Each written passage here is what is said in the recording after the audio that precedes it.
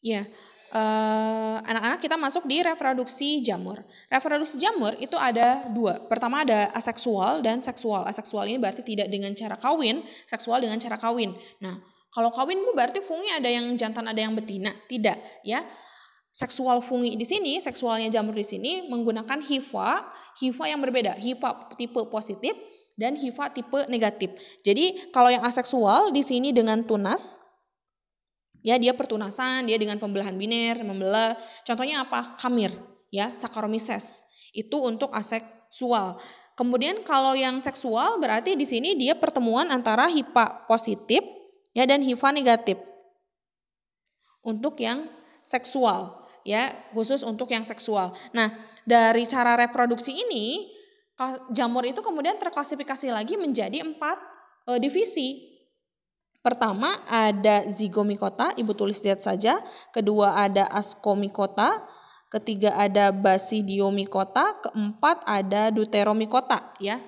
Deuteromicota menulisnya, ya. Deutero itu terdiri dari kata tero yang artinya second, ya, kedua. Kemudian mikota itu dari misetes, ya, yang artinya fungi kedua. Nah, anak-anak sebelum ke zigo, asko, dan basidio, Ibu mau sampaikan dulu terkait deuteromicota. Jadi deuteromicota itu terdiri dari kata tero, ya, tero dan misetes, ya. Jadi fungi kedua. Nah, divisi deuteromicota ini muncul ketika para peneliti belum mengetahui cara reproduksi seksual dari jamur yang mereka temukan. Jadi ketika mereka meneliti kemudian menemukan jamur tapi nggak tahu nih cara reproduksi seksualnya gimana ya. Nah, mereka masukin ke deuteromicota. Tetapi mereka kan terus melakukan penelitian. Setelah diketahui cara reproduksinya, jadi jamur-jamur yang termasuk ke dalam deuteromicota ini kemudian dimasukkan sesuai dengan cara reproduksi seksualnya, yaitu bisa ke zigo, asko maupun basidio. Gitu. Jadi deuteromicota kalau di buku-buku kan itu dari zaman Ibu sekolah selalu disebutkan bahwa jamur ini tuh dia termasuk ke dalam deuteromicota karena belum diketahui cara reproduksi seksualnya. Nah, tetapi sebetulnya ketika tidak diketahui itu kan terus-terusan melakukan penelitian, ya. Jadi Ibu baca di buku Campbell edisi 12 ini disebutkan bahwa yang sudah terklasifikasi ya langsung dimasukkan ke dalam divisinya masing-masing sesuai cara seksualnya. Jadi sebetulnya yang deuteromicota, jamur-jamur di deuteromicota itu juga sudah terklasifikasi. Contohnya misalnya apa? Neurospora oncom, ya. Jadi spesies Cytopila ini dulu masuk deuteromicota, jadi nggak ketahuan nih cara reproduksi seksualnya. Tetapi setelah penelitian berlangsung, akhirnya diketahui bahwa oncom itu termasuk ascomicota, ya. Jadi dia cara reproduksinya menggunakan ascus, kantung. Nah, akhirnya namanya juga jadi Neurospora crassa. Tapi ada juga yang masih menyebutkan Neurospora Cytopila. Nggak jadi masalah. Tetapi yang pasti oncom ini tidak lagi termasuk deuteromicota tapi masuk ke dalam ascomicota. Ya, jadi perkembangan ilmu kan dinamis, ya, gitu. Nah, kita bahas di zygomicota terlebih dahulu. Zygomicota ini terdiri dari kata zigot dan mikota kan, ya. Zigonya ini dari zigot, ya. Zigot itu hasil dari peleburan sperma dan ovum. Tapi di sini kita tidak akan membicarakan fungi punya sperma, punya ovum, enggak, ya. Tapi maksudnya di sini adalah bertemunya hifa positif dan hifa negatif, ya, sehingga membentuk satu zigot.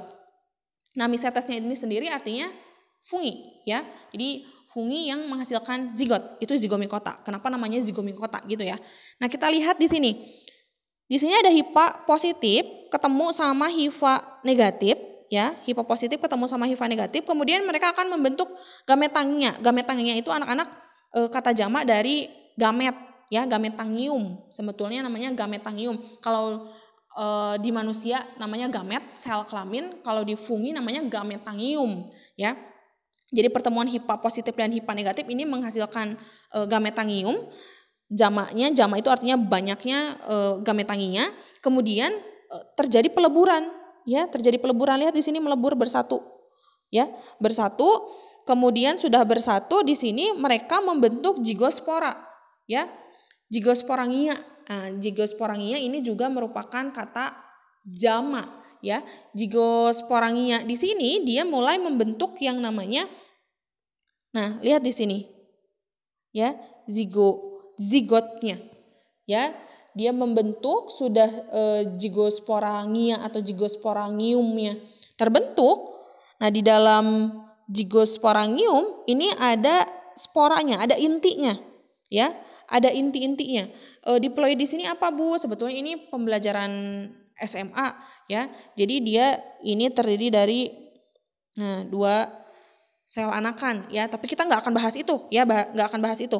Jadi yang pertama, hipopositif negatif ketemu akan membentuk gametangia, gametangia akan melebur membentuk zigosporangia, ya, atau zigosporangium, ya. Sporangia itu dia jamaknya, dia membentuk zigosporangium, kemudian sudah membentuk zigosporangium. Nah, ini dia akan bertumbuh nih, dia membentuk yang namanya sporangium di dalamnya, ya. Ini yang kotak-kotak ini nih, sporangium. Di dalam kotak buletan ini ada spora nih, kecil-kecil nih, ya, spora nih yang titik-titik ini. Nah, yang spora ini kemudian dia akan berkecambah, bertumbuh, membentuk apa? Membentuk hifa, kemudian hifa-hifanya akan berkumpul, ya, membentuk miselium. Tadi ya kumpulan daripada hifa adalah miselium. Maka akhirnya kembali lagi ke siklus awal, ya. Jadi ke siklus awal. Kita ulangi, hifa positif ketemu hifa negatif, maka hifa positif ini akan membentuk gametangia. Gametangia ini kemudian akan melebur satu sama lain, namanya plasmogami. Setelah melebur, dia di sini akan membentuk yang namanya zigosporangia, ya, zigosporangia. Nah, zigosporangia di sini kemudian ada proses kariogami, yaitu penyatuan inti haploid, ya. Akhirnya berpasangan menjadi diploid melalui proses pembelahan, akhirnya ada sporangium, ya, muncul nih di sini sporangium. Sporanya ini kemudian akhirnya menyebar karena angin, karena air, ya. Dia berkecambah, tumbuh menjadi hifa, kemudian menjadi miselium. Nah, miselium itu kan di dalamnya ada hifa positif, ada hifa negatif, ketemu lagi, terus siklusnya berlanjut. Ya, itu untuk proses zigomikota. Ya, di sini lihat. Di penyebaran, kemudian dia jadi miselium, tumbuh, di dalamnya ada sporangnya, terus begitu. Ya, sporangnya itu spora, ya. Jadi siklus, dia membentuk satu siklus. Hifa positif ketemu hifa negatif, membentuk gametangia, kemudian menyatu menjadi zigosporangia. Kemudian mereka ini di sini ada kariogami, ya, penyatuan inti haploid melalui proses meiosis, yaitu pembelahan, membentuk sporangium, ya. Sporangium ini kemudian di dalamnya ada sporangia, ya. Jadi di dalam sporangium, kan ini sporangium itu tempatnya, ya. Nah, di dalamnya ada titik-titik nih, namanya sporangia. Nah, ini sporangianya yang nanti akan tumbuh jadi kecambah, membentuk miselium. Kemudian karena di dalam miselium itu kumpulan dari hifa, ya, di dalamnya ada hifa positif negatif, ketemu lagi terus seperti itu. Itu zigomikota. Contohnya apa? Contohnya adalah rhizopus, ya. Contohnya rhizopus. Makanya yang kamu lihat putih-putih tuh yang tebal di atas kacang kedelai itu adalah miseliumnya, ya. Gitu. Itu untuk zigomikota. Jadi contohnya adalah rhizopus orige, oncom. Kemudian kita masuk di askomikota. Ya, askomikota. Nah, askomikota ini terdiri dari kata asko dan mikota. Askonya ini dari askus. Askus itu artinya kantung. Kantung. Ya. Kalau mikota itu artinya misetes. Dari misetes tadi, ya, pungi. Jadi pungi yang berkantung. Ya, pungi yang berkantung maksudnya apa? Jadi bentuk dari tempat sporanya, ya. Ya, bentuknya itu kayak kantong gitu, kayak kantung gitu, ya, kayak kantung gini. Nah, gitu. Di dalamnya ada spora-sporanya. Nah, gini. Jadi ada titik-titiknya, ya, ada spora-sporanya. Ini makanya disebut askospora, ya, nama sporanya. Kita lihat di sini di askospora. Ya, di askospora juga sama, ya. Di askospora ini dia juga sama di sini membentuk siklus, ya, membentuk siklus.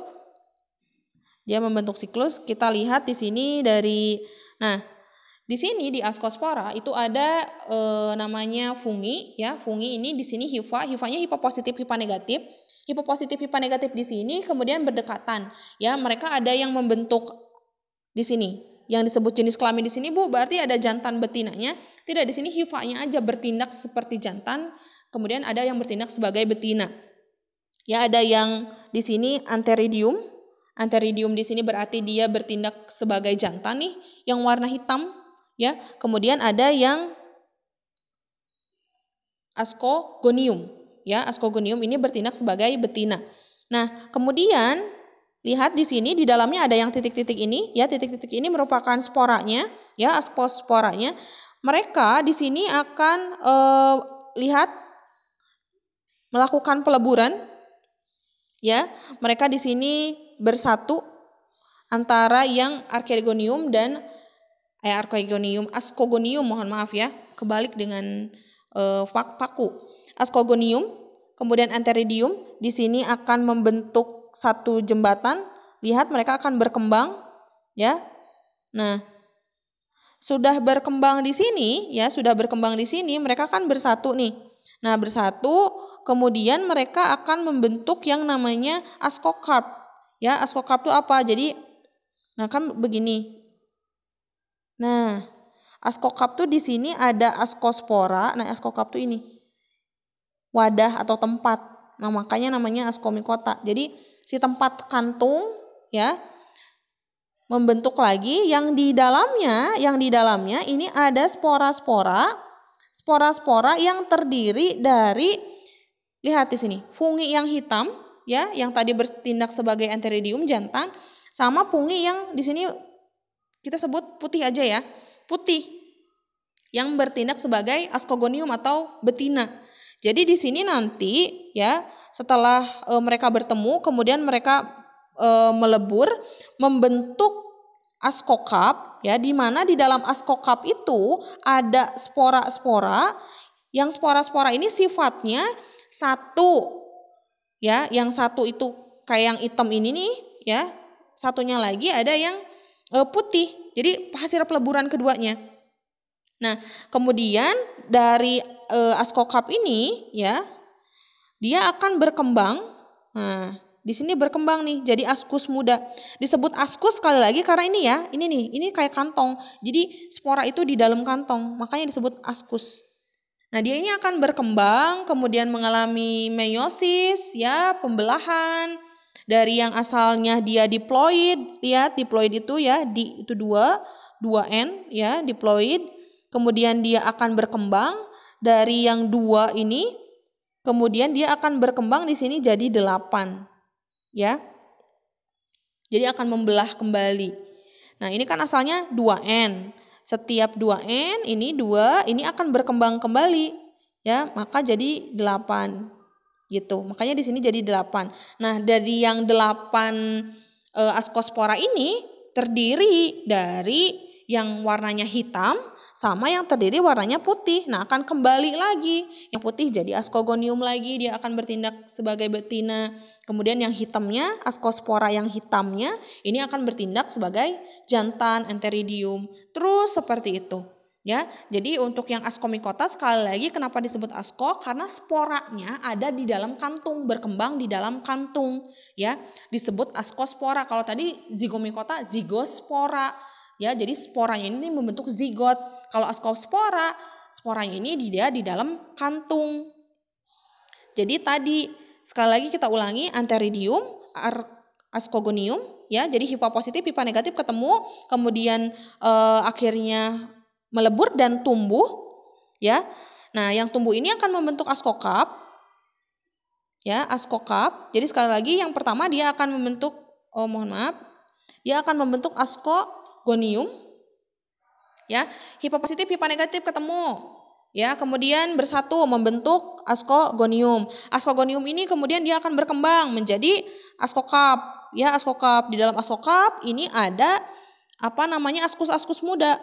Ascus muda ini ada yang tadi sifatnya jadi 2 ya, dari yang hifa positif, hifa negatif, ada yang warna hitam, ada yang warna putih. Kemudian akan mengalami meiosis, dia perkembangan membelah diri sampai akhirnya dia membentuk askospora. Jadi tahapannya di askomikota positif, hipa negatif ketemu membentuk askogonium, askogonium membentuk askokap, dari askokap menjadi askospora. Itu untuk askomikota. Kemudian ada basidiomikota. Basidio dari kata basidio dan misetes. Basidio itu tudung, ya. Makanya yang basidiomikota tuh bentuknya kayak gini nih, kayak payung. Jamur-jamur mushroom, ya. Tadi lupa. Yang askomikota contohnya apa? Yang askomikota itu contohnya apa? Neurospora, ya, oncom. Jamur oncom itu termasuk ke dalam askomikota.